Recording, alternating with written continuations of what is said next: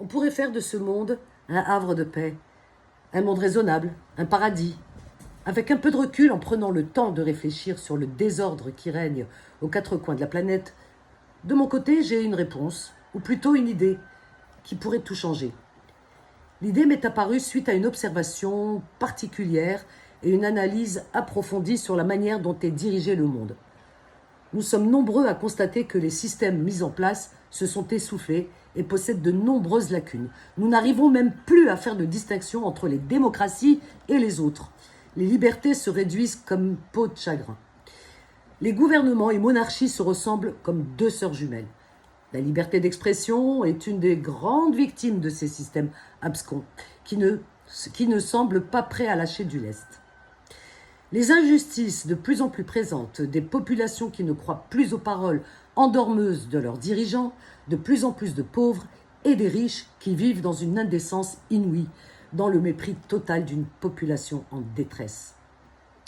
Mon idée est la suivante. Revenir à une méthode ancestrale qui arrive encore à survivre dans certains villages en Afrique. À l'ombre des baobabs, des médiateurs appelés les sages, loin des intrigues et autres stratagèmes de la mondialisation, la palabre, cette assemblée coutumière où des sages échangent sur des sujets divers.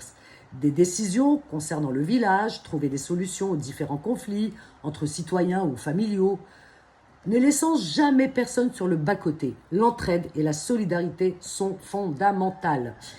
Il existe également, encore dans quelques endroits en Kabylie, une région d'Algérie, une organisation sociale appelée Tejmet. C'est l'assemblée du village, qui encadre la vie au sein des villages. Les affaires courantes y sont gérées.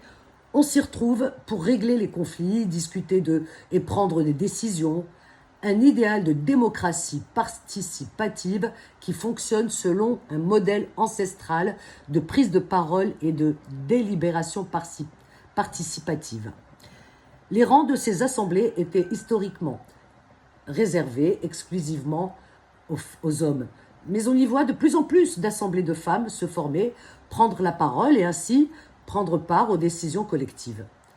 Les systèmes politiques de notre époque prouvent leur défaillance, leur partialité et toute forme d'abus. Ces modèles désuets et déviants attirent des personnages avides de pouvoir, d'argent, etc. Trop souvent, sans la moindre scrupule, ils sont dotés d'un égoïsme abyssal et d'une arrogance abjecte. Le peuple, entre parenthèses, les gueux, les sans-dents, ne représentent à leurs yeux que des bulletins de vote pour assouvir leurs fantasmes de petits dieux sur terre.